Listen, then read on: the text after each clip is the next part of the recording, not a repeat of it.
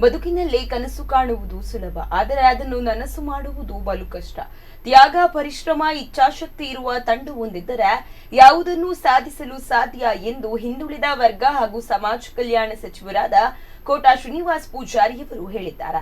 ಗುರು ಬೆಳದಿಂಗಳು registered Kudroli ಇದರ ವತಿಯಿಂದ ಅನಂತಾಡಿ, ಬಾಕಿಲಗುತ್ತು, ಶ್ರೀ ಉಳ್ಳಾಳ್ತಿ, ವೈದ್ಯನಾಥೇಶ್ವರ, ಶ್ರೀ ಬ್ರಹ್ಮವೈದರ್ಕಳ ಗರಡಿಯಲ್ಲಿ ಬ್ರಹ್ಮಶ್ರೀ ನಾರಾಯಣ ಗುರುಗಳ 167ನೇ ಜನ್ಮದಿನಾಚರಣೆಯ ಪ್ರಯುಕ್ತ 167 ಔಷಧೀಯ ಸಸಿ ನೆಡುವ ಕಾರ್ಯಕ್ರಮ ಹಾಗೂ ನೂತನವಾಗಿ ನಿರ್ಮಿಸಿರುವ ಗುರುಭವನವನ್ನು ಲೋಕಾರ್ಪಣೆಗೊಳಿಸಿ ಬಳಿಕ ನಡೆದ ಸಭಾ ಕಾರ್ಯಕ್ರಮದಲ್ಲಿ ಮಾತನಾಡಿದರು.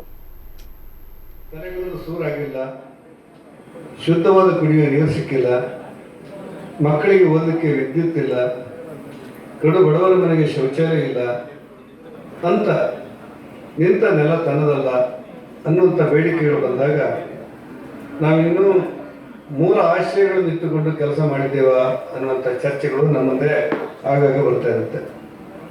ಈ ಹಿನ್ನೆಲೆಯಲ್ಲಿ ನಾರಾಯಣ ಗುರುಗಳು ತನ್ನ ಬದುಕಿನದ್ದಕ್ಕೂ ಕೂಡ ಸಮಾಜ ಕಟ್ಟುವಂತಹ ಕೆಲಸಗಳನ್ನು ಮಾಡಿದರು.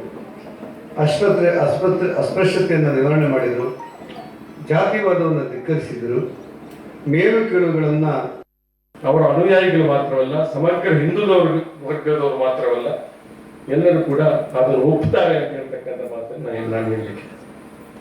ನಮ್ಮ ಸರ್ಕಾರ ಇದ್ದಾಗ ಬೇಬಿ ಕುಂದರ್ ನನಗೆ ಯಾವಾಗಲೂ ಎದುರು ಸಿಗ್ತಾರೆ.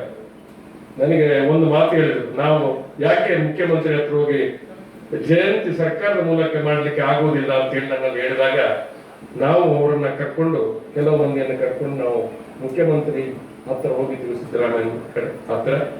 ಅವರು ಸರ್ಕಾರದ ಕಡೆಯಿಂದ ಜಯಂತಿಯನ್ನು ಆಚರಣೆ ಮಾಡ್ತಕ್ಕಂಥ ಕೆಲಸ ಆ ಸಂದರ್ಭ ಆಯಿತು ಅಂತ ಹೇಳ್ತಕ್ಕಂಥ ಮಾತನ್ನು ಕೂಡ ಇವತ್ತು ಸರ್ಕಾರದ ವತಿಯಿಂದ